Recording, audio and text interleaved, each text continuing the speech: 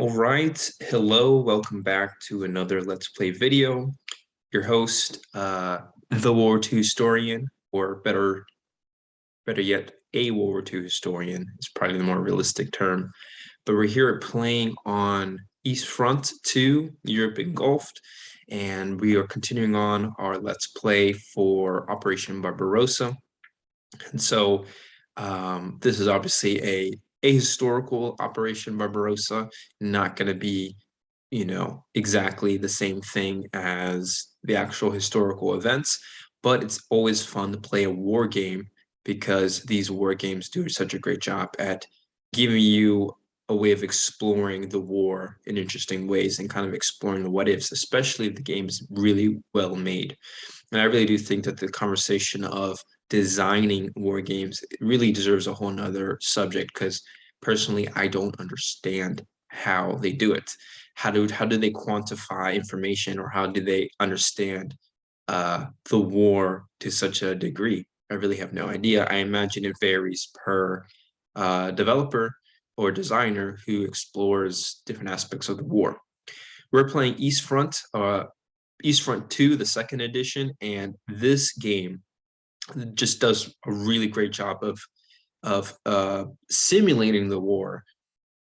Is probably the best description because the developers have done a lot to really focus on the mechanics of the game. And when I really say mechanics of the game, I'm actually making reference to the movement of pieces and the supply system in place, or the supply rules, the movement of reinforcements, the depiction of kind of operational capability, which is still a vague term. It basically shows a way of quantifying exactly how much movement does a nation have. And I think they've done a really impressive job of displaying the concepts of blitzkrieg, right, which is an overused term, but really we're talking about mobile warfare, which was really unique in World War II because it had so many motorized vehicles, and it was really the first global war or large-scale European war. And it wasn't solely a European conflict. Obviously, it's World War II. There was a lot of things going on in other theaters, as we know. But at least in the context of the European conflicts, since there's so many wars to cover in Europe, this war to me is very unique in that it was the first war where we really see the truck and the tank kind of emerge as some of the most advanced tools in the arsenal of these new armies. World War I obviously had a level of motorization, but it was not to the intensity and to the scale that we saw in World War II.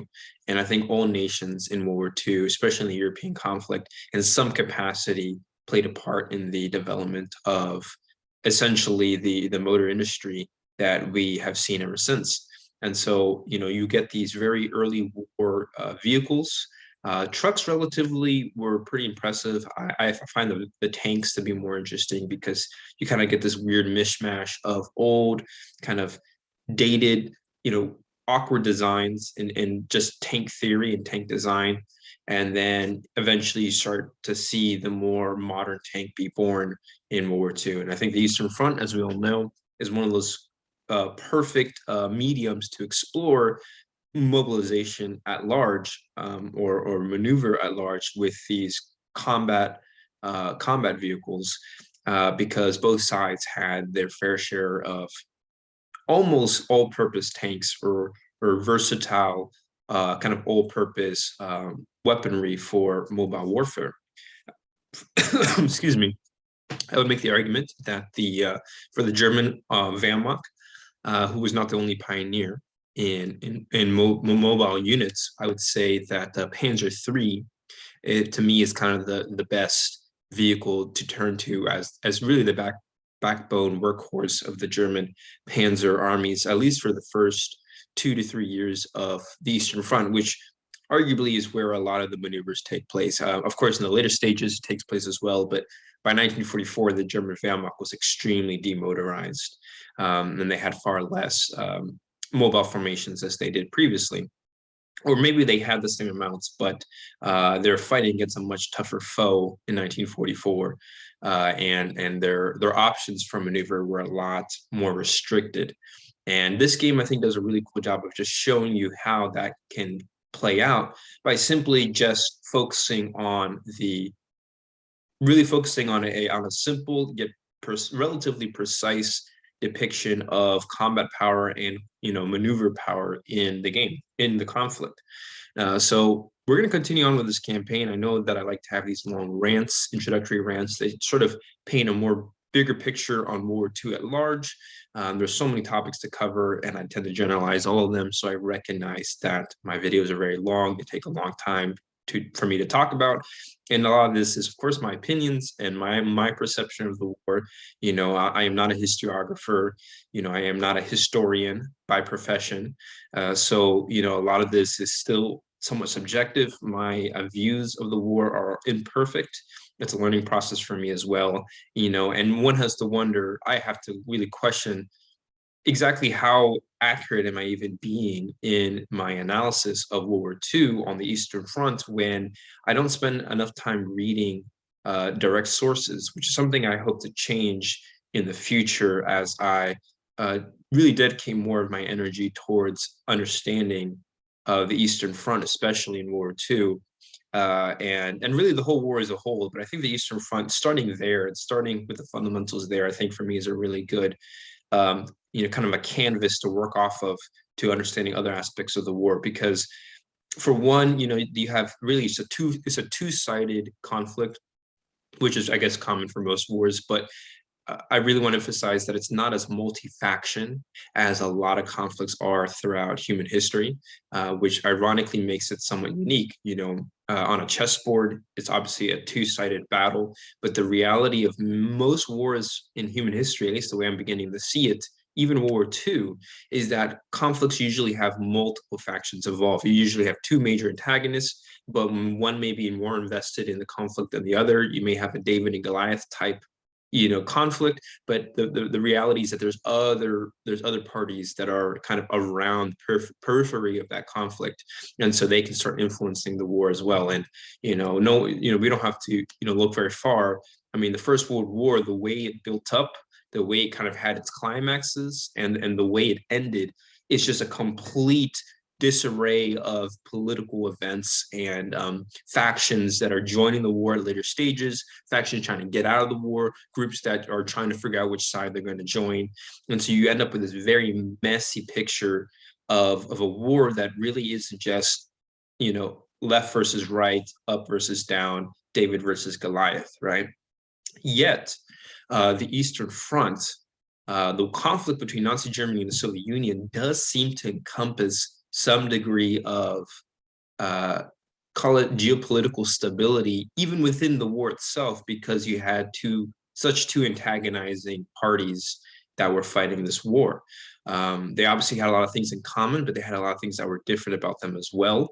And they both kind of went about innovating their militaries in similar ways, yet they kind of did it their own ways. And they're not the only two. In the United States, the British Empire, even the French, they all kind of played a part in creating modern armies, but none of them, in my opinion, really field tested their technology and their armies to the scale and intensity of what we saw on the Eastern Front. I'd probably say the closest contender is the United States, but the United States was fighting an even more global war, arguably, as they were the main opponent in the Pacific theater. So a lot of their focus was really, they were also on a whole other continent. So their focus was really on, there was a big emphasis on naval industry, big focus on aviation industry that definitely were on different levels compared to what we saw with Nazi Germany and the Soviet Union. Yet it's amazing to see that these two nations still had very powerful air power and very powerful naval forces. So I kind of digress right now, of course. But when it comes to armies, I do think that the Eastern Front is unique because the armies are so large and the fighting is so intense. I do think that the Western Allies eventually do begin to have a more army-centered campaign against Nazi Germany, but we all know that that doesn't really manifest until Operation Overlord takes place and really the events to follow. And even then, it still takes some time before you have a multi-million man Western army back on the European continent fighting yet another multi-million man German army, similar to what we saw in World War I or what we saw at the Battle of France in 1940. So it takes some time for the Western Allies to really kind of open up that true army second front. And once it does, the fighting is quite intense, I would argue. Definitely, the Western Front definitely has its levels of intensity, and it actually really begins to get even more gruesome as Allied forces begin to march into Germany itself.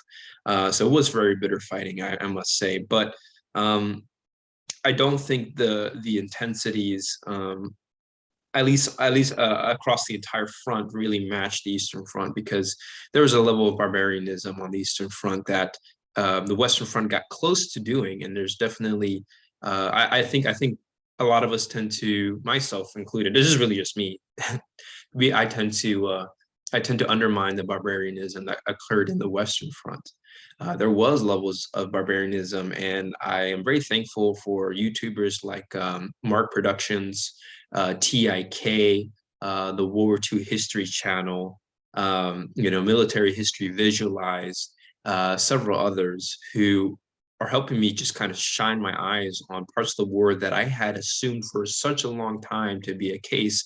And I'm beginning to realize that a lot of my assumptions are flawed and incomplete. And that's pretty natural, given that I have not spent enough time reading through the direct sources. So I just really want to make this kind of introductory emphasis for anyone who wants to take a look at World War II and really any other historical context seriously. I do think, or at least genuinely, better yet, you don't have to be so serious about it. I think we all can cope with our nihilism in different ways. Okay, people. All right, believe in God, not believe in God, up to you. In terms of understanding this universe, but in the context of understanding history, I do think that there is a lot of value in doing everything possible to seeing it for what it is versus what we want to see, and or what we think we want to see, type thing. And there's obviously a lot of biases in our perception or in our ability to analyze any situation, especially historical ones. And often it's because we don't really have enough information about the picture. And there's always the problem that a lot of the information that we do turn to or we do rely on tends to be somewhat oversimplified information, tends to be watered down information, or kind of distilled information. And there's definitely a reality behind that. I do think that we're computers too, in a sense, biological machines, and the way we store data through memory is one way of doing it, and there's likely many other ways to do it as well. We have our own methods which have proven to be pretty good, but not necessarily perfect. And so this whole idea of even seeking perfection is kind of a problem. But the whole idea of thinking that what we know is completely reliable is still a problem in a process. And so obviously, big shout out to the scientific community. The art of science is really something that seems to kind of dwell deep in this idea, or in this feeling, or this concept, or this intuition about realizing that, wait a minute, reality is not what I think it might be, because I only can perceive it to as well as I can as a human being. So I do think that there's a lot of remarkability, if that's even a word, in our willingness as human beings to even have the means to adapt, and even have the means to let go of different thoughts and ideas and biases, and then learn how to grow through learning, and I guess through letting things go and accepting when we're wrong. And I think it is a big ego thing. I do think it's a big emotional thing. This goes for many aspects in life, but I think in the context of even understanding history, because it seems like military, and specifically military history, because that's what we're talking about here today. I do think that military history seems to be much easier to quantify than a lot of other aspects of history, because you have so much numerical and industrial stats to check out. But there's obviously a lot of other things going on there as well. So it is a human, to me, military history ultimately is a study of human beings under unique circumstances and trying to figure out what they did, why they did it that way, and also trying to see, just kind of like the way you would study an ant hive or a beehive, kind of seeing how the micro interactions create large macro interactions as well, and maybe it can help someone like myself better understand, what does it even mean to have an empire? What does it even mean to create such a large community of human beings that are willing to fight and die over this stuff, right? So Eastern Front, to me, of World War II has that uniqueness in that we see the quantification of industry, and we see the numerical stats coming out, and we see how things had to be done in somewhat of a precise manner in order for these conflicts to occur. So there's so much industry and technology and innovation behind these wars. And there's also a lot of psychology and political theory, which is a very touchy subject these days. And, we're obviously gonna be addressing political theory down the road.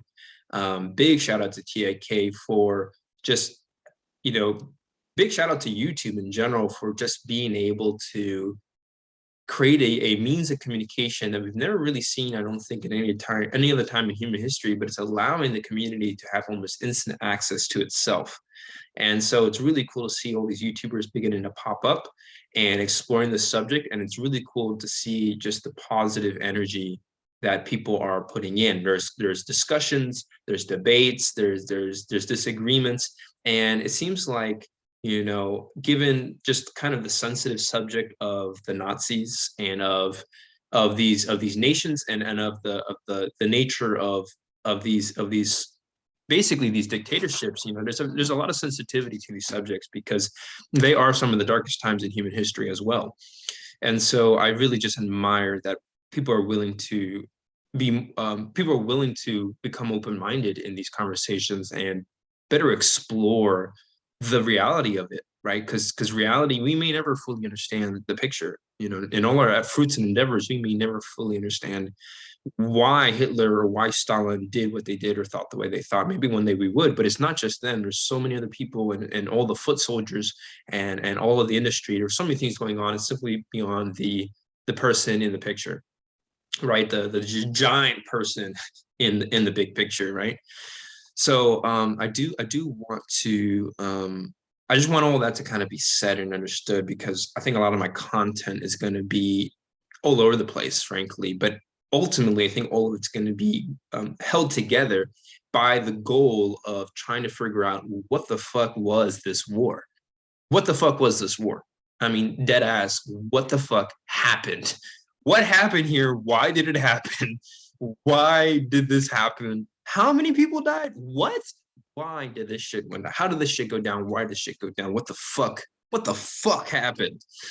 And so that's really, I think, what we're about here in this channel, YouTube channel. If I ever decide to put this video online, I think I will. I think I will upload this one. I have a good feeling about this one. But as you can tell, it's all kind of, we're all trying to, there's more to be learning here. I hope I'm getting that point across. But at the same time, we're playing a game. We're playing the game. This is a board game. This is basically a video game in a way, and it's a game. It's not the real thing. No matter how hard we analyze Eastern Front, the board game, it will never fully help us understand Eastern Front, the actual event that occurred in human history. There's the carbon dating, and actually there's something to it. It's really cool to realize that this is on our planet, in our history, and it's very recent history. And I think that's one of the reasons why I find World War II history to be so fascinating, is because it's such an intense war, but it also is very recent, and there's a lot of documents, a lot of information about it. And the best part about it is that there's so much that we still have yet to fully unpack from this war, because this war changed the century. It really did. It really did change the century, and it was both an influencer and a product of the technology we have today, right? I mean, we wouldn't have jet aircraft if it were not for something like World War II, right? I mean, we fly in airplanes all the time. That's one example. So, the radio. right? I mean, there was so much technological developments that happened throughout World War II, and they have created the road to the 21st century. Maybe never have another war as bitter, because this was a bitter war. There was a lot of fucking beef in this war, people. As World War II, and unfortunately, the reality is that there's still a lot of wars going on today. People are still fighting and dying over a lot of different things that I can't even fully comprehend, things that I'm not even in a position to talk about because I'm bound to insult somebody by saying certain things. So, we live in strange times, but when you look at the numbers, I mean, the wars we're having today are of a scale that make World War II look like the Goliath of wars. And then there's something grateful behind that, right? There's definitely some good behind that in a way, despite the fact that the wars today are not pretty at all, not whatsoever. And I don't think I will. I am grateful enough to be born in a place that doesn't really have those forms of war destruction going on. I grew up in a very safe, good old neighborhood, so I good old American neighborhood. So I haven't really experienced the wrath of war directly. And, I've considered joining the military, but even then, I'm going to leave it at that. I'm going to stop saying anything more on those subjects. Without further ado, let's jump into this Let's Play of Eastern Front 2 and continue on our campaign. So this is basically my version of Operation Barbarossa, and this is actually my 23rd version. I have attempted to play this scenario a bunch of times, looking for the perfect playthrough, and I can never really seem to get it. I get very frustrated and flustered with that.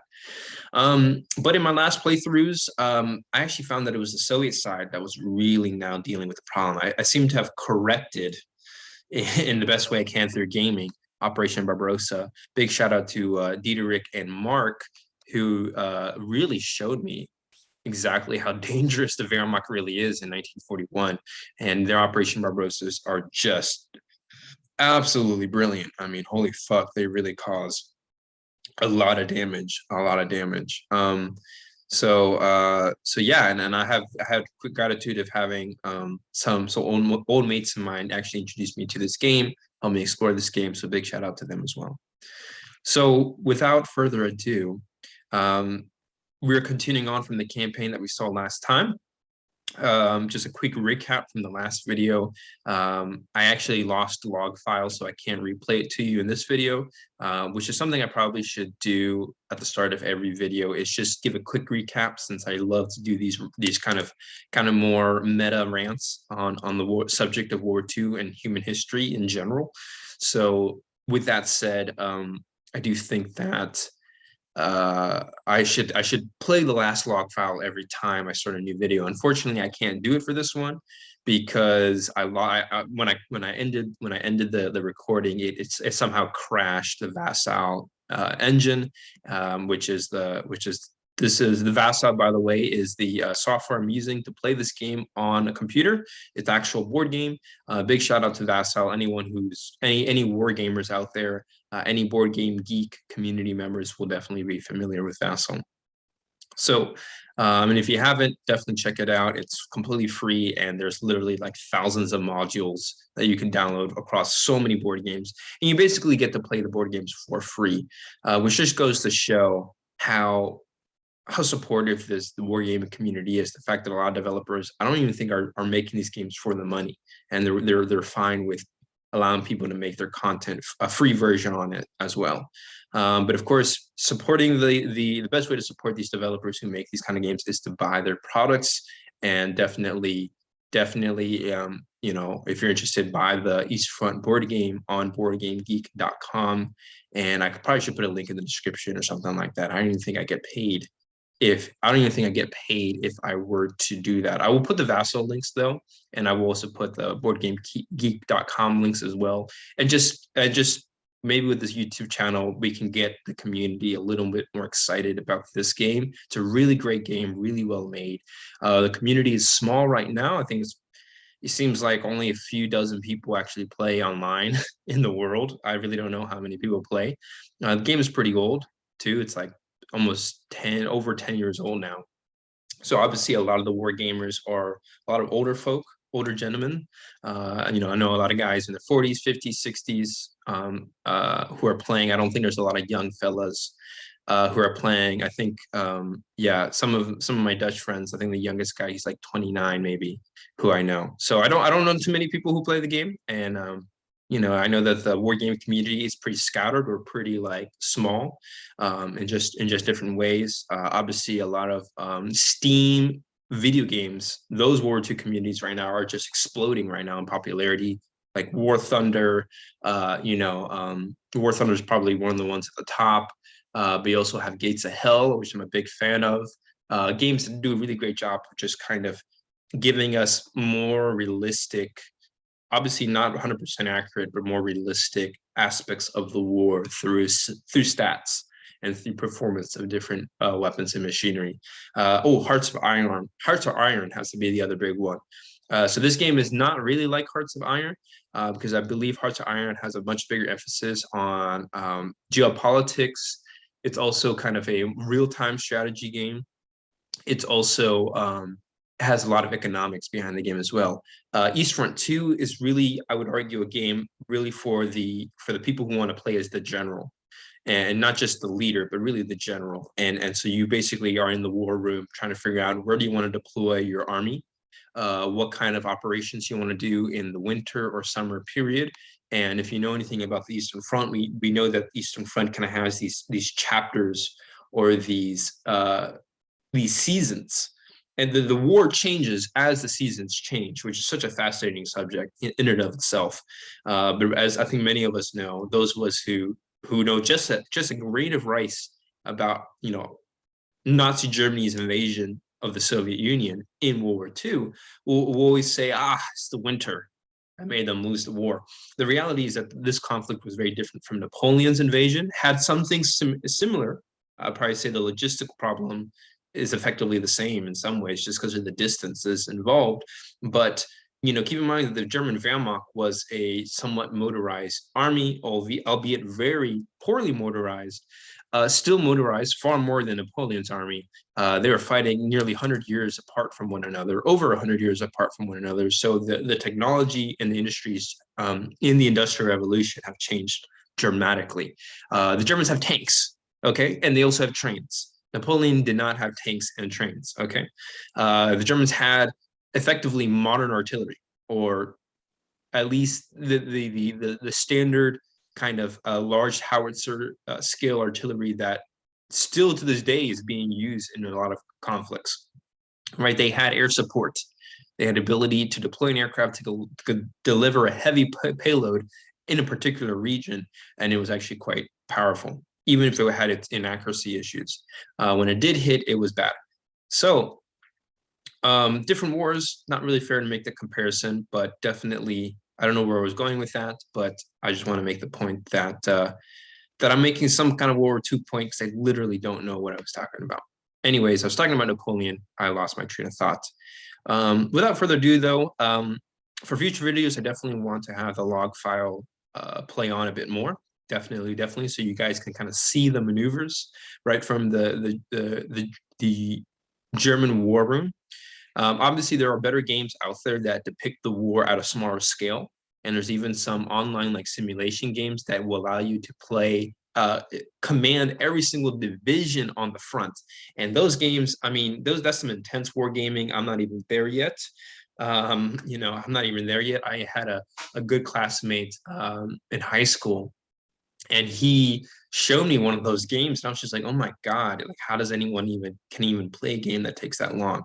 Wargaming is a lot of work, I'm starting to learn, and learning the rules and also getting into these games can be a process, and you don't get paid to do these things. So I'm just learning that as a pastime, wargaming takes a lot of dedication.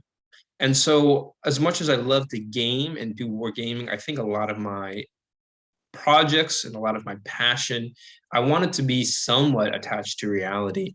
And I wanted to have some kind of educational value for people at large who are just curious about, human history, especially, the most recent history. And so I think having a nice look at World War II always helps. And so we're going to obviously try to talk about a lot of World War II, interesting World War II things as we play the game.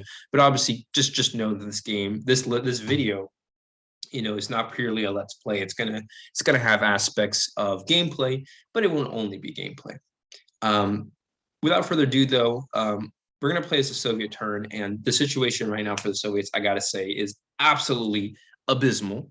I really wish I could play the last log file, but just to give you a reference for the situation for the Soviet army, the Soviets have, first of all, a lot of fucking armies. Let me start with that. A lot of fucking armies. Each Soviet unit, for those of you who don't know, for those of you who are new to the channel, each of these, I always do this in every video, and I think I'm going to make it a permanent thing because we obviously, any new people coming in, definitely want them to be caught up to the same speed.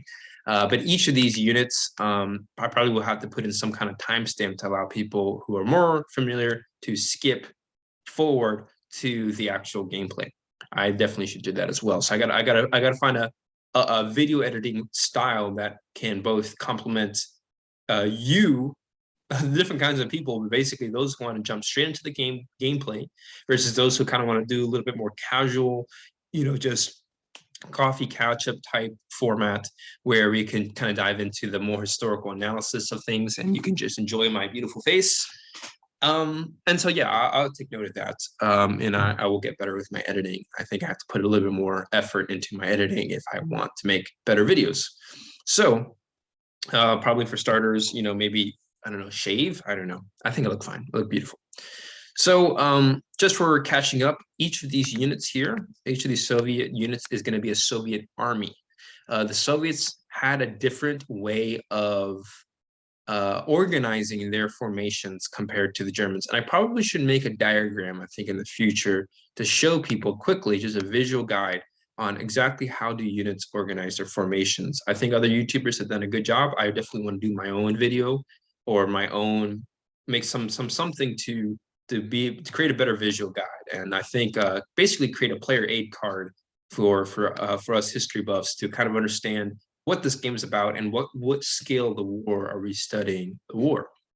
Obviously, this game doesn't study the war from all scales, but this game I would say is somewhere between operational warfare and strategic warfare. It leans more to strategic because the scale is so large, but it plays like an operational type game. Again, each of these units is a Soviet army, yet you can treat each of these units like a Soviet division effectively. There's a lot of the way armies are organized, at least on the maps, is very scalable. I'm starting to notice. So terrain is going to play a part, logistics is going to play a part, but rather than dealing with every division or every battalion or every regiment, we're dealing with every single Soviet army. Now, on the German side, we're going to have corps. These units are not German armies, they're actually German corps.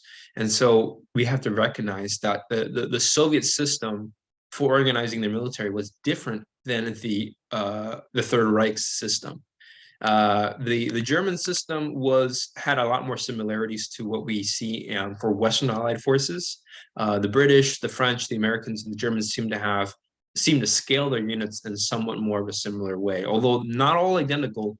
A lot of their differences seem to be more so at the regiment and battalion levels. I think I have to do my better research on that, but from what I understand, there's more similarities between German formations and Western Allied formations than what we have between German and Soviet. At least for naming goes and manpower figures go, these are German corps. Typically, German armies varied in size, but there seemed to be a level of fluidity for how many corps comprised a German army. But from what I've been able to assess, at least for Operation Barbarossa, the average was somewhere between 3 and 4 and up to 5 corps per army. Take, for example, the 6th German Army in the Battle of Stalingrad. I think at its peak, it had 5 corps available, while other armies have usually around 3 or so, from what I've noticed. The Soviets, since we already have our armies established on the board, they don't organize these units into armies. They actually organize their armies into fronts, and they use the word fronts. And so this game has an HQ dedicated to each of the Soviet fronts, at least in some way. So, for example, we have the Baltic Front, right, which is the Soviet headquarters of the Baltic Front, which is comprised of several armies. We have the Leningrad Front, comprised right now of two armies, the 23rd Infantry, and actually, I actually do think that the Soviet mech units might be corps, in fact. That's actually what it might be. The Soviet infantry units are armies, but the Soviet mech units, most of them at least, are corps. I believe this is the 10th Soviet motorized corps, even though it has a tank symbol. I believe is actually a corps. Excuse me, a tank corps instead of a. No, that's not right. Even though it has a tank corps icon, I believe it is a mechanized corps. And these are things that I want to confirm. That I don't know, but I think I'll do that at a later time. Anyways, we're going to move on, whether or not that's entirely right. I'm pretty sure that this first unit, is a Soviet motorized corps as well. Another motorized corps, the 5th, and even up here we have the 4th motorized corps. I am almost 90% sure from the research I did. I can quickly confirm, and I guess I should for the sake of the video. I said I wasn't going to do this, but oh my God, we're going to go ahead and do it anyways. Operation Barbarossa, Wikipedia. We're going to go to Wikipedia. Obviously, Wikipedia isn't perfect, but for some of the more basic bits of information, like what are the names of the armies involved and where were they located, I think it's pretty helpful. Because, you know, there's a lot of people who seem to agree with that. With some of the more smaller details like casualties and figures and manpower goes, that's where the data gets messy, because there's a lot of biased data, accounting of losses from both sides in the war, right? There was a little bit of flexing going on there, undercut your losses and overestimate the damage you did on your opponents. So just keep that in mind. But here's the Soviet Northern Front, and you can see there's the 10th Mechanized Corps and the 1st Mechanized Corps. And if we turn over here, there's the 10th Mechanized Corps. And I believe this might be the 1st Mechanized Corps. So boom, those are both mechanized corps. For Soviet reserves, there's a 4th Corps, I believe, and a 5th Corps that might be mechanized. So let's look. I'm looking for 4th and I think it was 4th and 5th, right? 4th and 5th. Yep. See if there's anything that Wikipedia can tell us. I see armies. There's a 4th right there. And notice that I don't see any tank corps. There are no tank corps in this table here of Soviet forces in June 1941. Let's see, the 4th Mechanized Corps is part of the Southwestern Front. That's the one right now over here that's located at Luke, right? And it's about to get destroyed. And let's see what else. I'm also looking for the Stavka reserves. Here they are. The 5th Mechanized Corps. I'm pretty sure it's going to be this guy over here. So as you can see, I'm seeing a lot of mechanized units on the board, or at least according to Wikipedia, but no tank corps, which tells me that pretty much all of the Soviet mech or tank units on the board are going to be labeled as mech units, assuming the Wikipedia source is reliable, which I think for this thing it is pretty good, although I probably should use an original source down the road.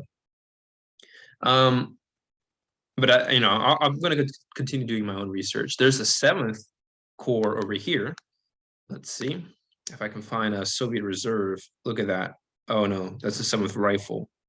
Oh no, but I'm looking, Soviet Stavka Reserve. There's the 7th Mechanized Corps, and then there's the 20th Army. I believe that's the one in Moscow, right? Oh no, that's the 24th. Here's the 20th Army, and then there's the 24th Army. Yeah. So nice. So this game, I mean, obviously keep in mind the developers had to do their own level of historical detail as well. So assuming that the historical setup is accurate, there should be some overlap here. And I always like that there is, meaning I think we're making progress. Excuse me there. Just gotta charge my laptop. Believe it or not, I'm working on a laptop here. Fancy technology, I know. But just for a reference, the the last turn, which was the German turn, the original front line was along this gray line that you see here. All right, it goes down. That's the Curzon line. Not sure who Curzon is or what Curzon is, but I'm sure if we do a quick Wikipedia search, we can figure out what that is. And I say we do it. Curzon line, World War II. Let's see. Again, Wikipedia, baby. The Curzon line was proposed demarcation line between the Second Polish Republic and the Soviet Union. Interesting. Two new states emerged after World War I. It was first proposed by British Foreign Secretary George Curzon. Interesting. The line became a major geopolitical factor during World War II when the USSR invaded East Poland, resulting in the split of Poland's territory between the USSR and Nazi Germany along the Curzon line, which makes sense. After the German attack on the Soviet Union in 1941, Operation Barbarossa, the Allies did not agree that Poland's future eastern borders should be kept as drawn in 1939 until the Tehran Conference. And Churchill's position changed after the Soviet victory at Kursk. So basically, the German starting lines were west of the Curzon line. And as you can see, the Germans have already crossed over and have marched their way into Soviet territory. Now, you might be wondering exactly how much have they marched? Well, I can tell you that they've done it, I think, a few hundred kilometers or so. Obviously, this map isn't 100% accurate, right? But we can go to Google Maps. I think it's a fun little exercise and just get a sense of the distances. You know what I actually will do? We're going to go back to the Operation Barbarossa map.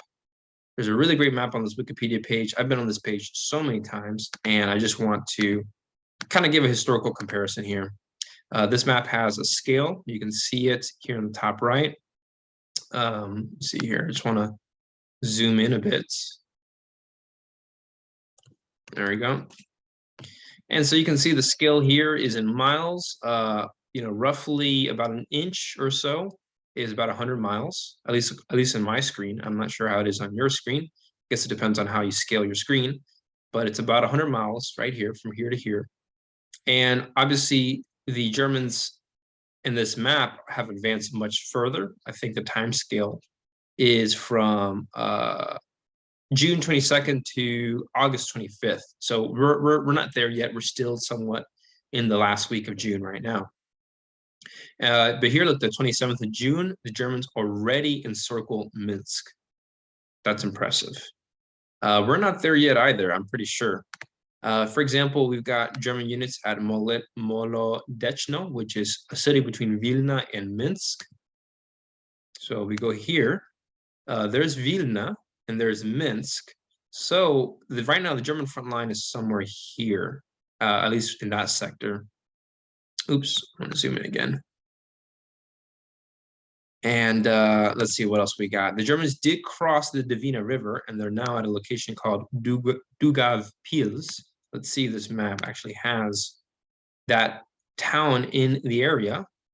It does not. I see Riga right up here, and I see Vitebsk, and this river here is actually the Dvina River. So there's a city right there. I think it's called Olvinsk. Let's see if our game has that city. It does not. So I'm wondering if Daugavpils is the same as what we see there. There's another place called Polotsk. Excuse me, there it is, Polotsk. So there it is. So it almost seems like those are the two same cities, Dvinsk and Daugavpils, or at least they're near one another. They almost seem like exactly the same city, because I'm also seeing that Latvia, it's in Latvian territory and on the map, and in here, this one is also in Latvian territory. You can see this dark black dash line that I believe is marking the border of Latvia. And then we also have Lithuania, I think is right here across this border. I think so. Yeah, that seems right to me. Yep, that seems right to me. That has the right shape of Latvia. It's kind of tinier in this game than it is in the actual map over here. Vilna is part of Lithuania. Let's see if the game does that. It does not. Vilna is, according to this map, not part of Lithuania. So as you can see, there's going to be a lot of discrepancies here. But for the sake of distances go, I think the Germans right now, at their furthest point, have advanced somewhere a little over 100 miles, maybe about 120 or so miles, which is pretty impressive. But they have not encircled Minsk, but they have encircled Soviet pockets near Bialystok, near Grodno, and we can see that right over here. Right, there's Grodno and there's Bialystok, and a lot of Soviet armies have been cut off here. Right now, the Germans are not at Minsk, but they are at Baranovichi. Let's see that. Baranovichi. Sir. Oh, here it is. Oh, no, never mind. It's not here. All right. And then, of course, to the south, the Germans have also done some pretty nice breakthroughs. This area, Rovny, is actually going to be German controlled.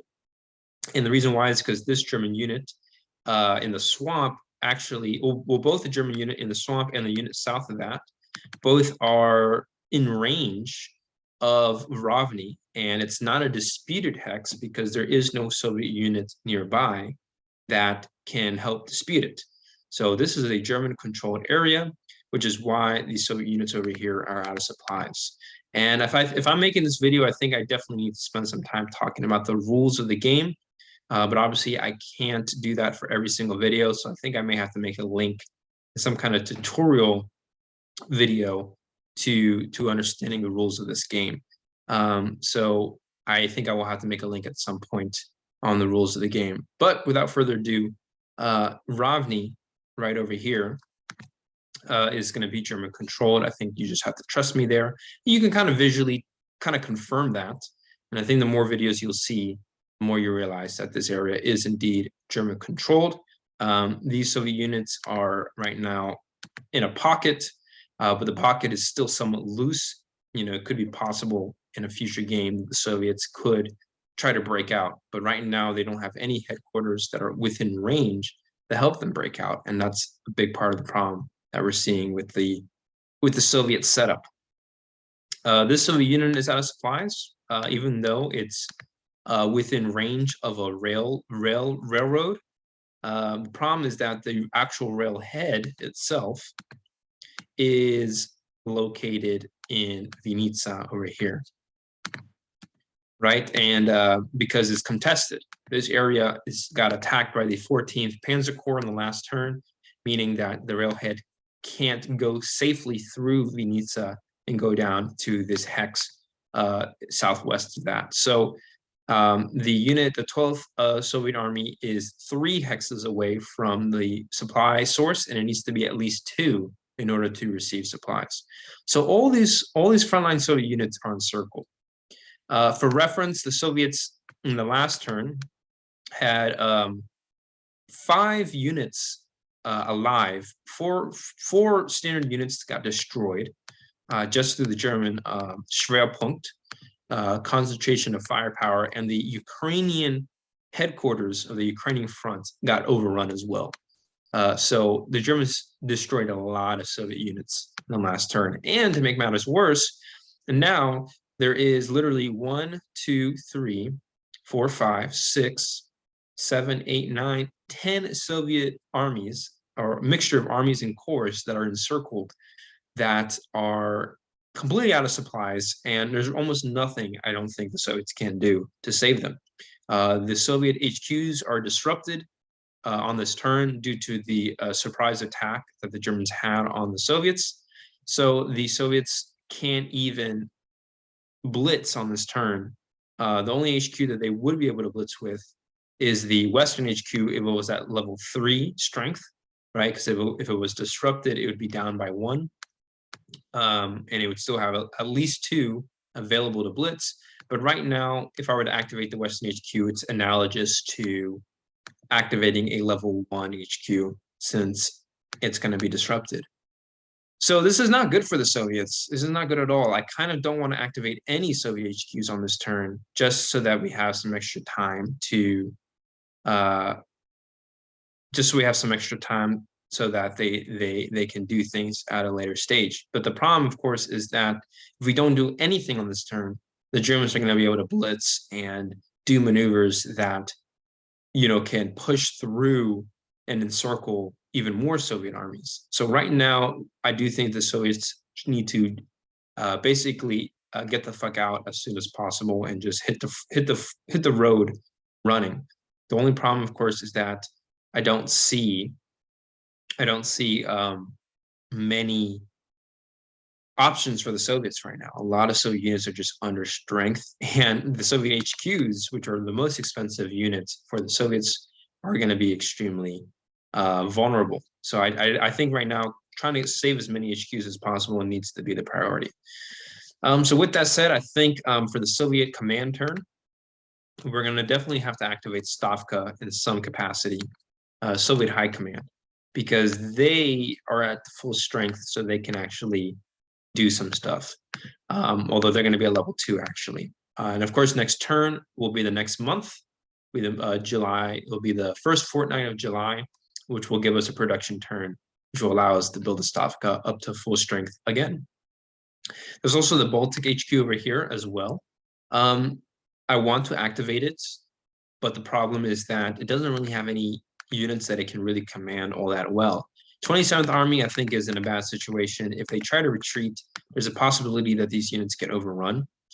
There's the 12th Soviet Motorized Corps. Unfortunately, it has really nowhere to run to. It can't run into Riga since it's already contested.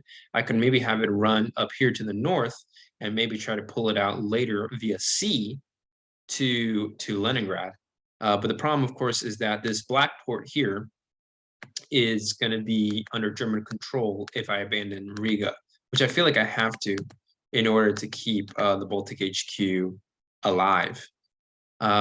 So maybe actually what I might do is I may just stay in Riga and not pull out just yet, just so that I can buy myself a little bit more time.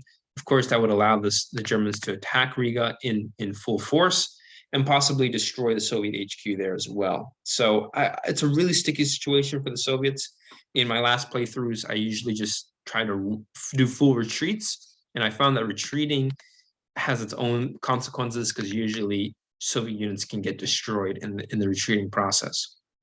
As far as the situation at Minsk goes, I do think we need to hold the line and not retreat just yet. If anything, I'm even suggesting we actually bring up some reinforcements. You know, I might move a Soviet unit to Bryansk to secure the flank, make sure the Germans don't do any nasty encirclements, maybe place a unit in Vitebsk, build a new unit in Vitebsk just to grant the Soviets some room to evacuate on the next turn when the Western HQ is a little stronger. And I think doing combined arms might be in our best interest as well, so that the units that do retreat are going to be units that excuse me, my eye got itchy, are going to be units that I forgot my train of thought here. This is usually where it gets hard for me, is the analytical stuff. But basically, by having combined arms formations, the rear guard unit can be the more motorized unit for the Soviets, which will allow for more effective tactical withdrawal rather than a retreat that may get may fall into a ruse. I think that's the word. Ruse, is it ruse? Comments below. What's the name for a battle in which the enemy is retreating, yet they get completely swept by the pursuers? So I only have 4 units that I can move with Stavka, and I really got to figure out which ones those are going to be. I do think that the southern HQ over here, I could pull back, but I don't think I want to, because if I do, it's going to get chased down by the 14th Panzer Corps and possibly get destroyed in its retreat. So that's a bad idea. Instead, we're going to probably advance the 19th Army to Vinica. It's not the best army for such a role, but it may be enough to buy our troops some time. Or better yet, maybe I put a motorized unit into Vinica instead. I'm going to probably go with the 19th just because it needs a little bit, we need a little bit more firepower. We need a little bit more firepower there. Just to deny the Germans any nasty breakthroughs. Also, something else to think about is that we have the 7th motorized corps down here. The Germans could actually send up to 3 units into this area, right? North of Jassy. They can send one across the river over here, and then another unit, 2 more units over there as well. So we got to think about that. I just realized that before I do any movements for the Soviets, I need to do the Soviet supply lines, and basically all the units that are that have no supplies are going to have to be reduced by 1, since they don't have any supplies. And that means that the units that already are at 1 are going to get liquidated. They basically surrendered. So the Germans right now are liquidating a lot of Soviet units. So the Soviet body count is going up for sure. For sure. And the German supply lines are getting a lot easier as well. Now they have control of the railroads from Lublin all the way through the corridor here in southeastern Poland that essentially leads them to Kiev. The road to Kiev is now open, basically. Capital of the Ukraine. Or Kiev. I say Kiev because I'm an American, but I believe the Russians say Kiev and Ukrainians say Kiev. So apologies for any Eastern Europeans who are watching these videos. Sorry that my uncultured American self doesn't know your languages and doesn't even know how to speak Ukrainian or Russian or Polish. I don't know. I want to. I really do, guys. I really want to respect the cultures here as well. But all in due time. All in due time. So I could hide these German units, but I really want to stick to the Soviet perspective on this turn. And for the sake of this video, I'm going to be doing it back and forth. One video will be Soviet perspective. Next video would be German perspective. We're just gonna go like that because I think it's a much more effective system. So let's see. As far as Soviet unit moves go, we definitely want to beefing up the Southern HQ with at least 1 Soviet unit, ideally 2. But the problem, of course, is that if we focus too much on Vinica, we ignore the flank of Vinica, which is almost equally as vulnerable. The 7th Mech Corps, although it's strong, it's not going to necessarily be strong enough to repulse a major German assault right there with German air power. It may not necessarily be strong enough for that. And I think a better option actually might be to pull our unit to Tulchin, since we'll have the river crossing as a natural barrier against any German attempts to river cross, and then we'll send our other 2 units to Vinica. But of course, that's going to leave the northern flank a bit vulnerable. Obviously, there's not that many German units to the north, but if there's some panzers right over here, which there might not be, these 2 German units might be infantry. I don't remember, but if they are panzer, they could still break through at Zitomir.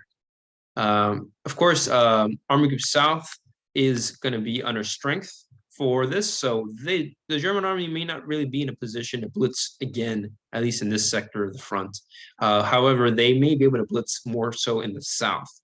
And if they blitz in the south, we might be in trouble. There's still the possibility that the Germans can blitz right here, east of Jassy. So ideally, I would actually pull back both units. This unit to Balta, another unit to Tulchin. But I just don't necessarily know if I can do that, given the situation over here, a little bit more north near Vinica. But basically, the situation is that this Southern HQ is not in good shape, and we're trying to figure out a plan to save it. And you'll have me, a lot of the rest of the video, by the way, is going to be me thinking aloud here, just trying to analyze the situation and try to figure it out. Maybe you guys in the comments you guys and gals in the comments can actually help me in this analysis, since I don't fully know what the best options are, as I'm still trying to get better at the game. Some of my Dutch friends, they play way better than me, and they really kick my ass, and they make me look like a chum in this game. So all work in progress, learning about the strategy of this game. The situation here in the north, I think, or better yet, central part of the front, Army Group West, actually it's the Soviet Western Front. The Western Front is looking a lot better. It's the strongest of the 3 frontline Soviet HQs available. We have 4 units, all looking strong, and all have flexibility for maneuver. So I like that a lot. I think what I would want to do, if I could, is actually pull back, for example, the 4th Mech Corps, and probably pull it back to Brobuisk, or maybe I should even just evacuate all of these units altogether and just fall back to Smolensk. Try to get my units to fall back a bit. That would actually be a pretty good idea, I think. But ideally, I don't have to actually activate the Western HQ. But I feel like I should, because I know the Germans, excuse me, I know the Germans are going to put a lot of firepower, a lot of freaking firepower on this front line here. The Soviet front line may be completely shattered on the next turn, depending on how much firepower the Germans have, which they have a lot of. There was a lot of fucking panzers that broke through, and there's at least 1 full-strength panzer. They can just drop their weight on these Soviet units, and it may be a bad situation for the Soviets. The only downside by doing that is that the Western HQ will be reduced to a level 1. But I really do think that falling back to Smolensk may be our best option right now for the Soviets. So if I do that, I would be able to activate, I could deploy the Western HQ to Borisov and then have it retreat to Smolensk. That, of course, would leave only 2 units to move, and that also would involve me abandoning Minsk. And maybe that's why the Germans took it so quickly, is because they were able, the Soviets abandoned Minsk. And I'm wondering if we should abandon Minsk. I think in some way we should. I think in some way we should abandon it and fall back. So falling back is one option, of course, and just kind of save the last few units available and fall back to what basically is another new Soviet defensive line. We have a lot of strong Soviet reserves here who are basically going to be the new front line. But of course, if I do decide to do that, I got to figure out where to fall back to. And there's the problem of not being able to command all of my units. Not to mention, if I want to maximize the command of the Western Front, it's going to have to fall back to Mogilev, which means that a Soviet HQ will be at the front line and will be vulnerable to further German attacks. So that's something else I have to think about a bit more. However, probably the best place to deploy it will be probably where it's at right now, and just have it retreat to Mogilev. I would think that's the best option. But what do I know?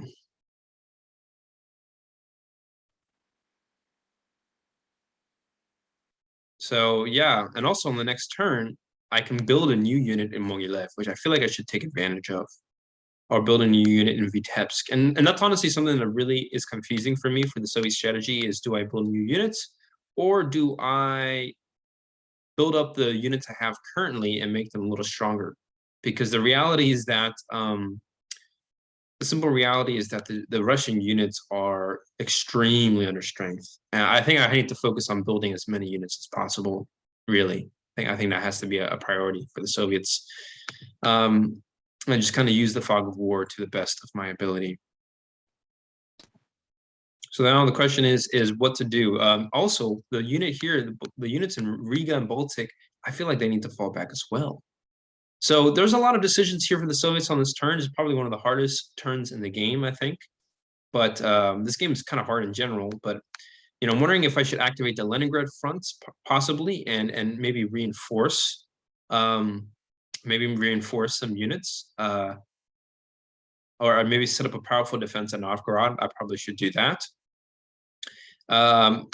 Maybe leave the Baltic front where it's at and then try to have it retreat further north. You know, there's a good chance that it will be able to retreat further north without much of a hitch.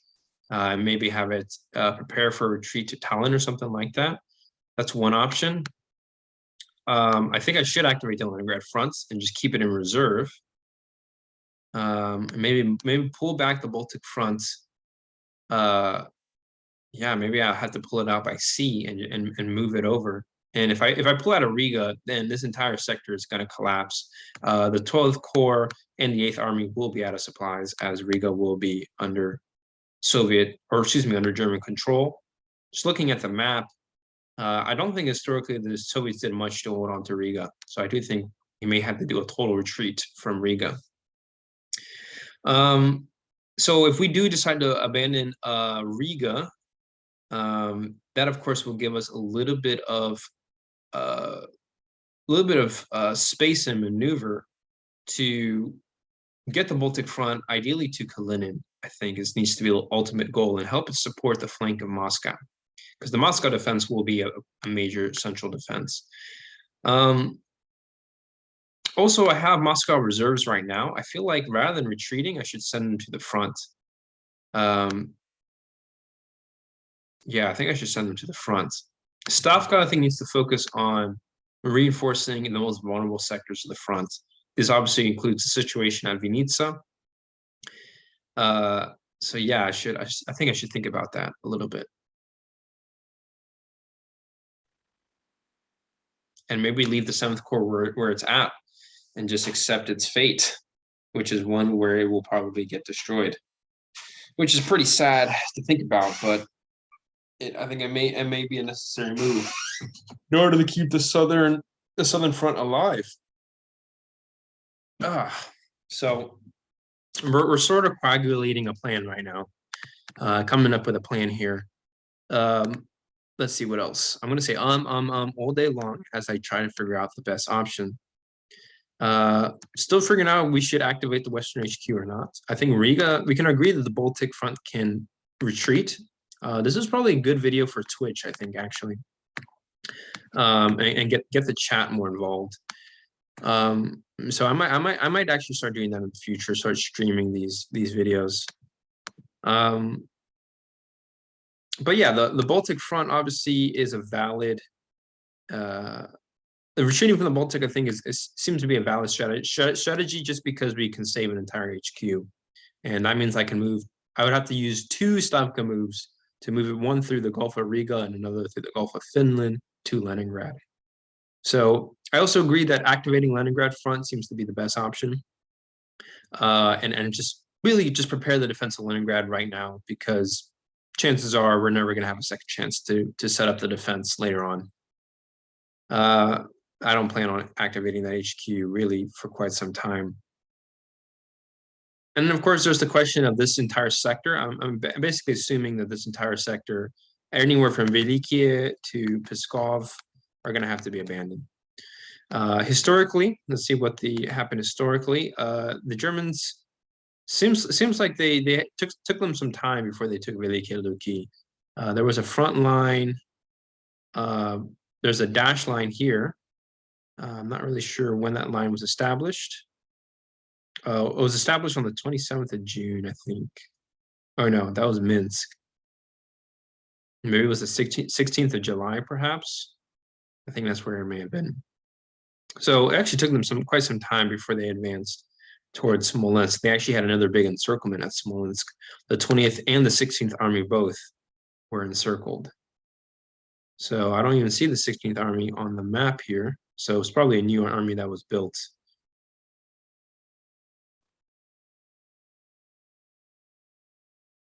Where was the 20th Army? I think it was still at Orsha, never left.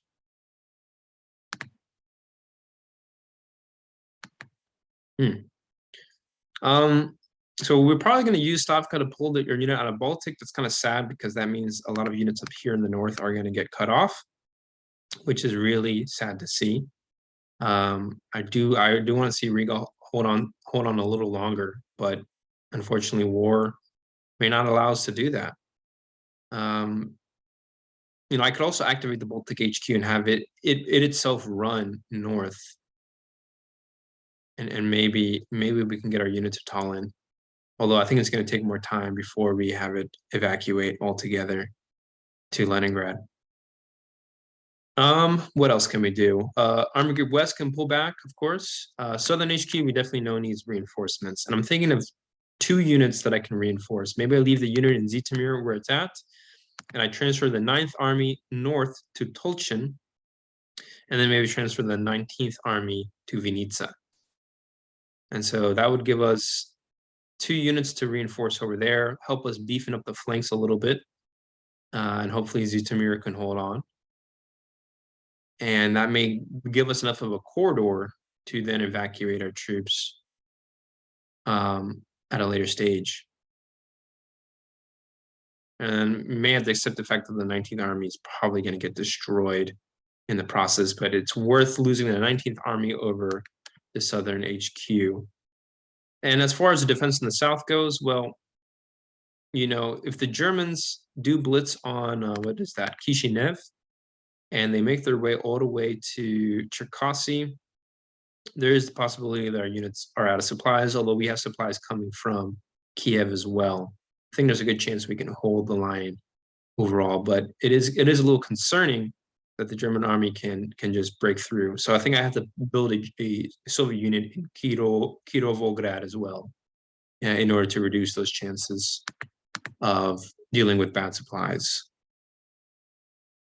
What else? And really just trying to build as many units as possible will be nice. I think building up the Ukrainian HQ is going to be a must as well. So maybe I don't build anything new, and I just start moving some units around. We're obviously going to need a unit in Bobruisk if we want to ensure that Minsk doesn't get encircled. So I think, unfortunately, Western HQ, I think I am going to activate and have it retreat somewhere, anywhere. Which also means that the first mech corps may be encircled, which is not good at all. So the Western HQ is going to be activated. It too will be disrupted. And I'm going to try to advance the 4th Mech Corps, 13th Army, and the 22nd Army somewhere. Maybe I send the 22nd to Velike Luki. I move the 13th to this river crossing over here. Move the 4th somewhere else as well. I'm not really sure where to put it. Maybe I put it in Mogilev. Or better yet, I probably will put it here in Bobruisk. Can I build any mech units? Yes, I'm gonna have to build some mech units in order to have a safe retreat from Mogilev later on. Build some units in Smolensk. And I basically leave this central corridor completely wide open for German blitz, which doesn't seem to be advantageous given that the supply lines don't look good. So maybe what I do instead is I actually leave the 13th Army behind, let it get encircled, and just deny the Germans any railroads that will make it difficult for them to blitz later on. And I think I have to really keep an eye out on German rail supplies and really leaving behind rearguard units that hold on to central centers. Obviously, there is eventually will be destroyed, but the Germans are going to have to take those cities by force if they want to have good supply lines. So that seems to be a fair strategy to me. So we might do that as well. So I think we're beginning to get a decent plan coming together now. I think, the 9th Army, for example, the 9th Tank Army, extremely valuable army. I do think I should pull this unit out before it's too late.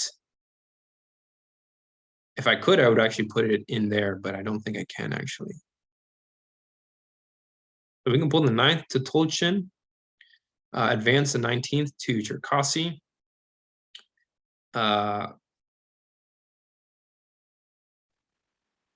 I think I want to pull back the 9th as well.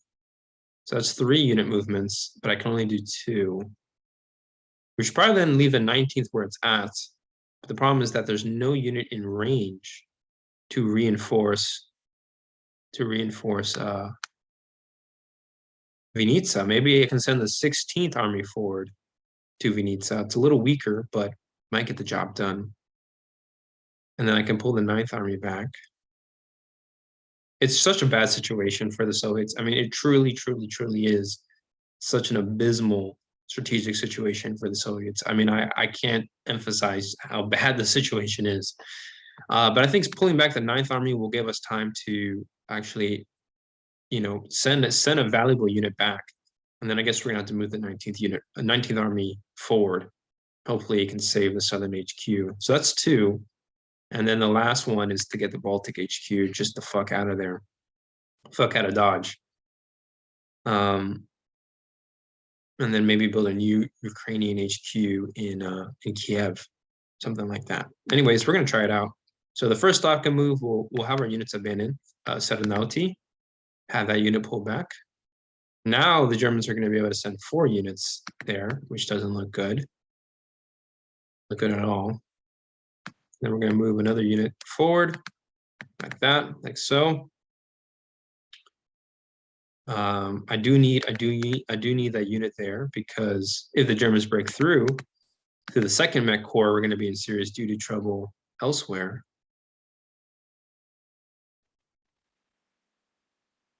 And that's 2. And then I think the last HQ move is just going to be, we're also going to activate our Leningrad front, I've decided. Also disrupted. I think we're going to pull a Baltic front, get it the hell out of there. I can't even pull it back by rail. And I probably should really know the rules super well. I don't even know if I can do a strategic move from a port if it's uncontested or contested. So we're actually going to go to the rule book here and just confirm the rules here. So let me see. East Front, we're talking about naval rules, right? So get to go into the super awesome and super dense folder here. Rule explaining. Here we go. Sea evacuations is the reverse of an invasion.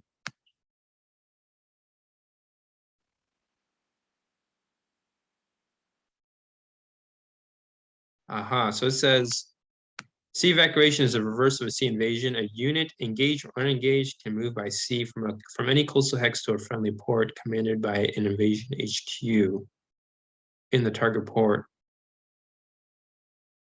If retreating, the unit takes pursuit fire.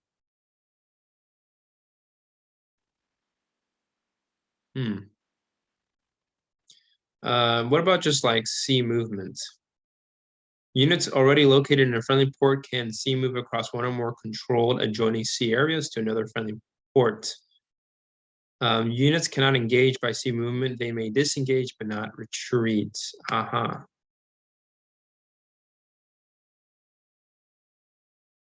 So we can't retreat. We can't even retreat by sea. And then 50.6 is sea evacuations.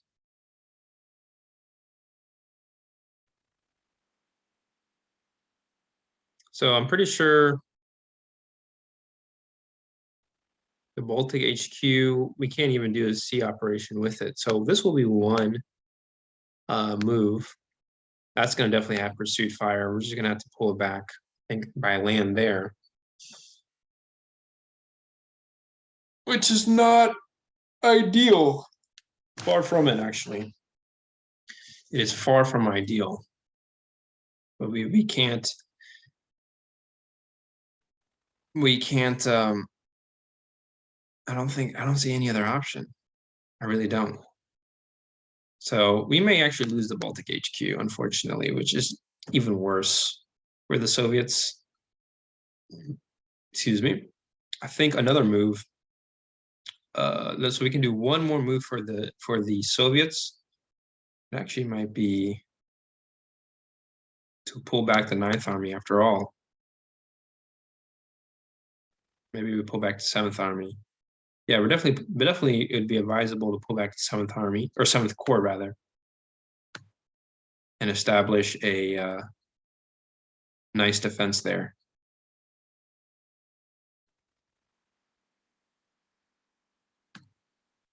Maybe pull the 7th Army to Volta. Although I kind of want to leave it near the Southern HQ just so that it has mobile options for the next turn, because we're going to have to pull back as many units as we can. Which obviously means that the units near Jassy over here are extremely vulnerable, and likely the Germans will be able to do an encirclement still, which we cannot tolerate. We cannot tolerate any Soviet encirclements. So maybe the 7th Corps has to stay and fight just to protect the flank.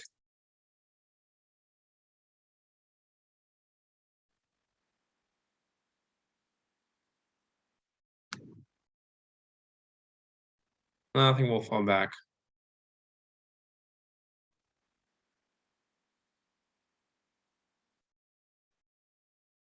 I mean, I've done 3 moves so far. The last move,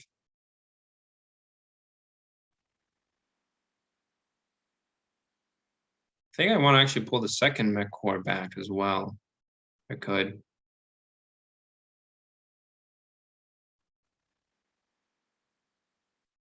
Actually, this guy can go into there. We got 2 units sent into there. Still doesn't really help with the supply situation. Further east.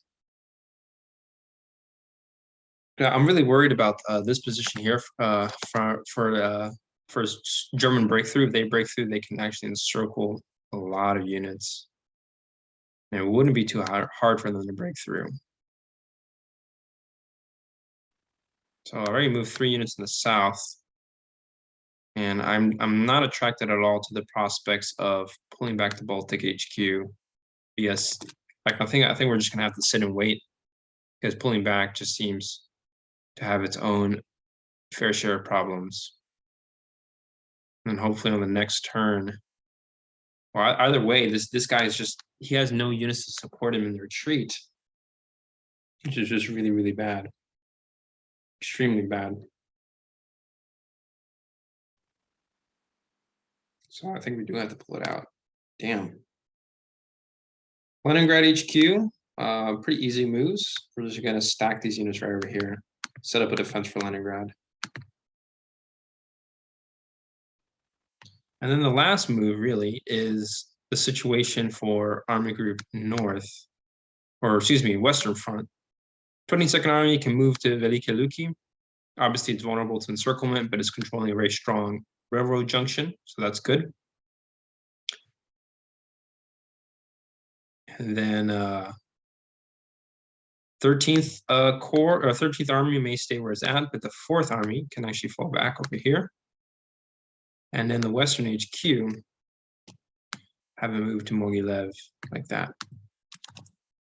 We are leaving a rear guard of some kind. The Germans, of course, can definitely exploit this flank, right, in an effort to do a really, really, really big encirclement.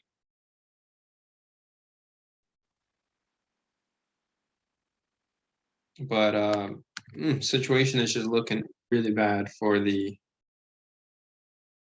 Soviets. It really is.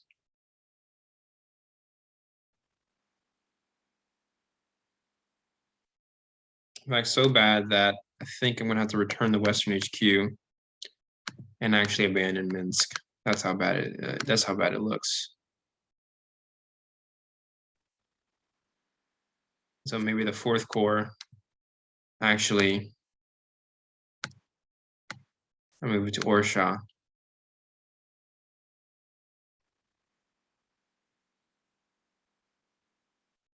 And at least give it the opportunity to retreat if we're lucky. And then maybe more to the north, we can launch a counterattack at Dugov Peels, perhaps, and at least buy us some time.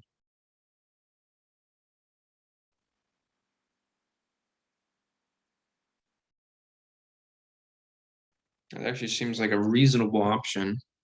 I don't know. I don't know what to think. If I pull back to 22nd, where do I want to put it? I can actually counterattack and do the appeals. Maybe a counterattack at a Molodechno. Do something to pin down some German units that are advancing, right? That's kind of the idea.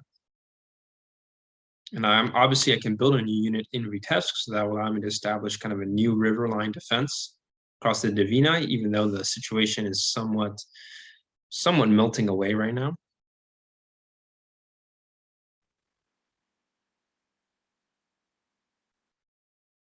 So actually, I think what I might do, I can actually return this unit to the Baltic, return the Baltic HQ, and do this counterattack right here. And at the same time, move the first mech army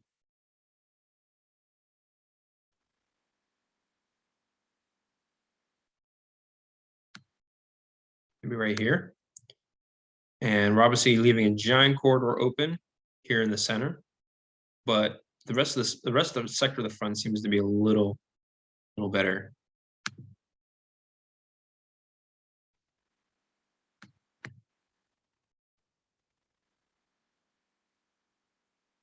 So I move 3 units in the south there, and then I move 1 unit by HQ over here. Ideally, I could put a unit in Riga, but it doesn't look like I can. I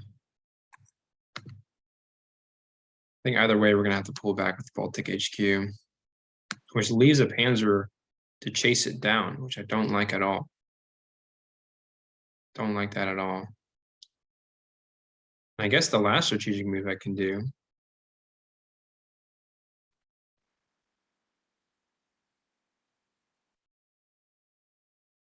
obviously I want to move it by rail or by sea to Leningrad. But it's going to need some support if it's going to retreat. The Germans are obviously going to chase it down.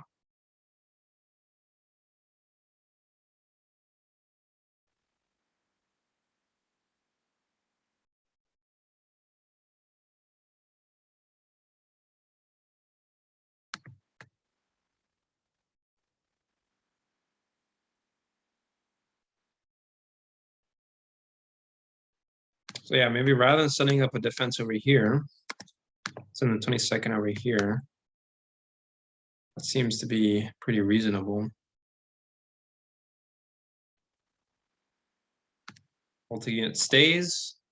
And then the first unit over here,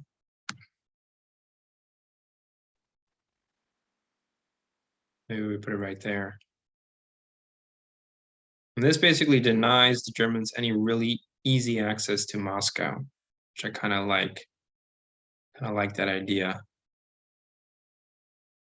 And I definitely want to maximize the defenses in this terrain over here. Definitely want to do what I can to maximize the defenses there in some way, some shape or form. 10th Army, for example, I could actually advance it to somewhere else. Not really sure where to put it, but somewhere to kind of plug a hole in the front, maybe. But by holding on to some areas, we're definitely forcing the Germans to think twice about just breaking through into Soviet territory. The defense at Orsha, I would say, looks extremely vulnerable, in my opinion. So maybe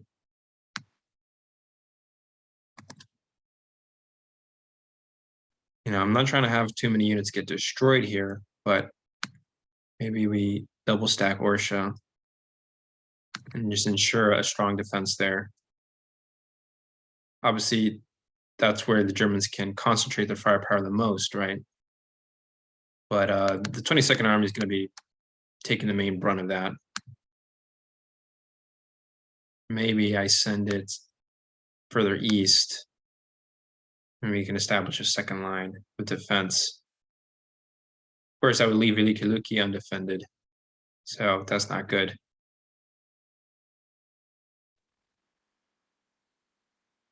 But yeah, I'm trying to figure out what the best options are. And then maybe the 10th Army here, or 10th Corps. We'll move that unit down to Veliky. Perhaps the 22nd Army. Not really sure where to put it. But the supply lines here in the north are extremely vulnerable. Definitely. Not too many places where the Soviets can advance fresh units.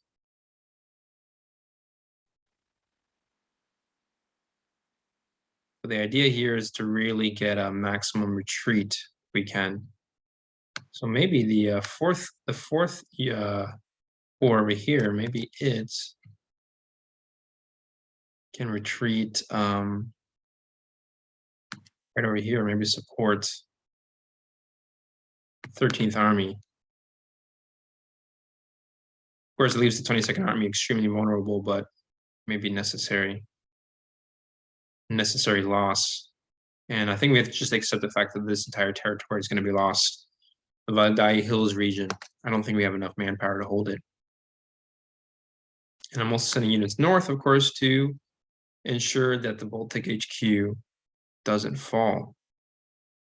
But of course, if the Germans break through, they could encircle it. So maybe this guy needs to return. Just go back with the original plan of retreating. I think maybe it's a little safer. Retreat into the swamps, perhaps. Might be a bit of a safer option. That leaves the Leningrad HQ left. Not really sure where to put it, but I think we'll put it in Belog.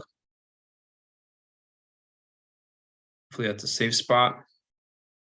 Definitely an important road junction north of Leningrad, or north of Moscow rather. And yeah, I mean, I think that's pretty much as good as it's going to get as far as operations go. Last thing to do is just to move the Western HQ over there. And yeah, I really hope Soviets can pull off a miracle here. But we're already moving 3 units in the south. Trying to save what little army we have down here.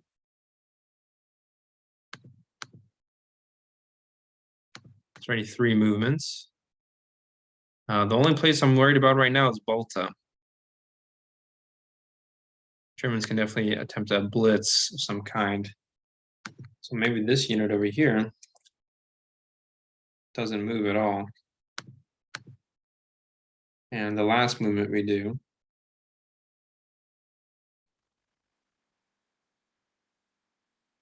is to move the 9th Infantry to Balta, perhaps.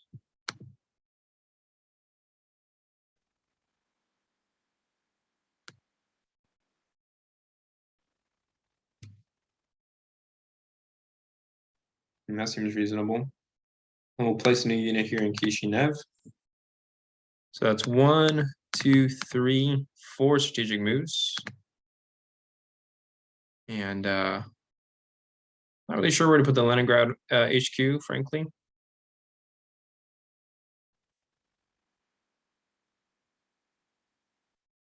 Maybe we leave in near Leningrad. I think we should leave in near Leningrad because you never really know what's going to happen over there. It is named the Leningrad HQ for a reason. So that seems pretty reasonable to me.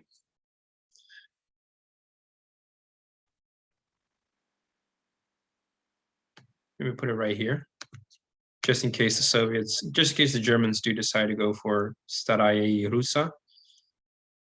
But that's going to sum up the Soviet turn. There's one pursuit battle that we need to do, which is the pursuit at Riga. Panzers get to roll. They score no hits, which is a freaking relief. All right. So not looking good for the Soviets. We're going to move on to the next turn and wrap up this turn with the Soviet production, right? Soviet Stavka have yet to be able to deploy any major reinforcements to the front lines as it stands right now. We're going to have to definitely build some new units, as many as possible, and also build up our HQs. Soviet production is going to be at 63 because they just lost Minsk and the Germans have gained Minsk. So we're going to deal with that in a moment. So We're gonna obviously build up the Western HQ. We got to build that up. Build Stavka. Those are our two most important HQs for the Soviets. I think we should also build up our destroyed Ukrainian HQ as soon as possible. Get that guy up and running as well. And I have no idea where to place it. It's named the Ukrainian HQ, so it makes sense to me to place it somewhere in the Ukraine, but where? Where do I want to put it? Where do I think it's safe? I could put it in Kiev, or I could put it very far away from the front. I think I am going to put it maybe in Kiev. I think the month of July is not going to be good for the Soviets. So I need to figure out where I'm going to establish a new defensive line for the Soviets in July. The month of July, the Germans are going to have to breach the Dnieper River line. And we'll see how quickly they do that. I think I'm going to put it near the Western HQ just so that it can command another HQ as if it was another unit. And I think the more units we have command, the easier the war will be as a whole. I think we'll put it here at the front. So already we've spent 40 on points. We only have 23 left. And I need to start building some dead units. Building them up to protect the flanks. We're going to build a unit at Zitomir. That leaves us, Zitomir, that leaves us with 20. They cost 3, by the way, the cavalry and the mechanized units. Tank costs 4. And here's the player aid card, if you don't believe me. Definitely check out the rule book for that information. We're going to build that unit up to 4. So that leaves us with now 16 production. And trying to figure out where else to build my units. Got to build this guy up, 10th Corps. That's going to put us down to 12. And I should start building some dead units, I think, as soon as I can. Question is where? We obviously want a unit in Vitebsk. I realized I left a gap in the front. That's not good. Germans can definitely exploit that and possibly cut us off. It's obviously going to create some big problems, especially if the Germans are able to reach there, which they can. So maybe I should adjust to have my Soviet unit fall back instead of east of Orsha to Orsha itself, perhaps. Obviously, I'm worried that the 22nd Army will get destroyed in the process, but I need to ensure that the front doesn't have any major holes. That's really what we're dealing with right now, is the risk of there being holes in the front. But the problem is that the Germans can break through. It won't even make a difference if my unit fell back or not. So maybe instead of, I think we're gonna actually have this unit pull back right here. Obviously that leaves another hole in the front, but we can plug it up, I think. And the German rail lines can actually look really good. It doesn't really make a difference where I fall back to, actually. The situation looks pretty bad for the Soviets.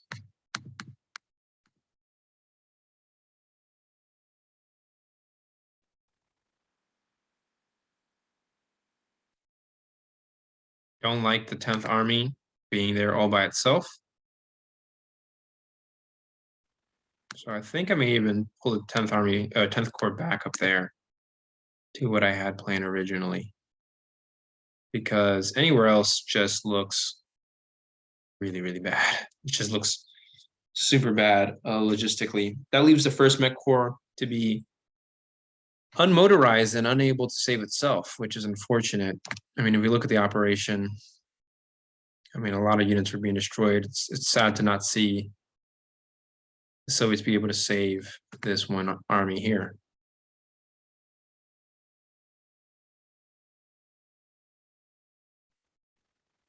Or 1 corps, rather.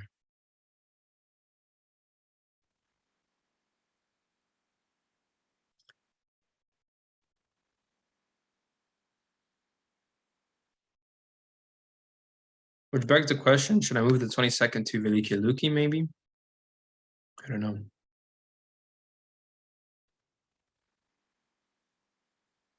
An entire core left to be destroyed. It's pretty sad to see.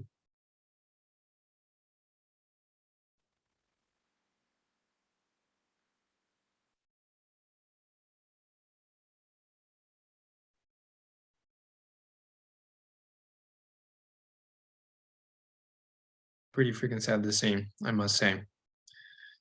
But I don't really see any other options. I could leave that unit in Orsha, but I'm worried that German units are just going to be in range and just chase this thing, chase the 22nd Army down and pulverize it. And I'm very much worried about that. Extremely worried about German blitz of some kind that just breakthroughs and devastates the Soviet lines. But I think we need to buy some time for the Soviets. And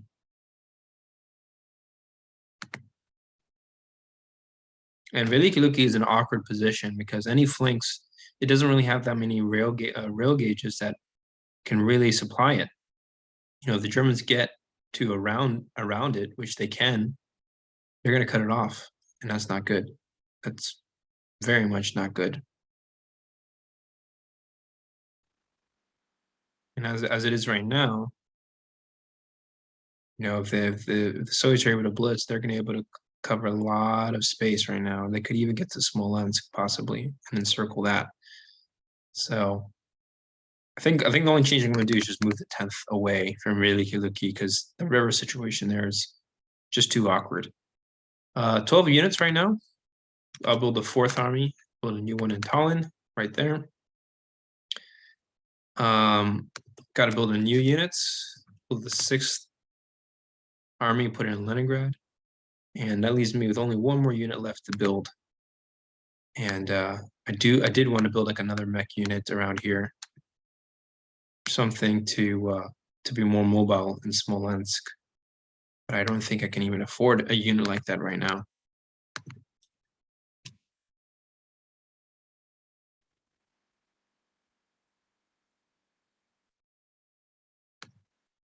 One in Smolensk. And I obviously still need another unit in Krivoy Rog, but don't think I have the resources for that. In fact, I don't even think I have the resources to build a new unit in Kishinev. So yeah, the situation is not looking great, but I think that's as good as it's going to get for the Soviets. And at least we build up a new HQ. So with that said, I think we're going to stop the video here. Hope you guys enjoyed the video. I hope it wasn't too boring. I know I tried my best, but when I play this game, I get super focused into the game. It's definitely tough for me to talk about it while I play. I think it's much better if I had a Twitch and I could actually work, have more conversations with people as I'm trying to play the game. But right now, Riga is under Soviet control. Oh, so actually, Soviets lost 2 production this last turn. So one of those cavalry units or mech units, I can't even build up. So that means I actually have only 2 more to build up. Now I have 6. So I'm actually going to build that guy up and then build one more guy up to full strength here, this one. Okay. Maybe I don't need the 10th Panzer to be at full strength just yet, since I pulled it back. I could actually build one more unit. Not really sure where to put it, but I do want to put it somewhere. Maybe another unit in Leningrad, perhaps. Could be a good option, actually. Just start kind of building some mass near Leningrad. Or I build a new unit further east than that. Or I put that unit in Kishinev after all.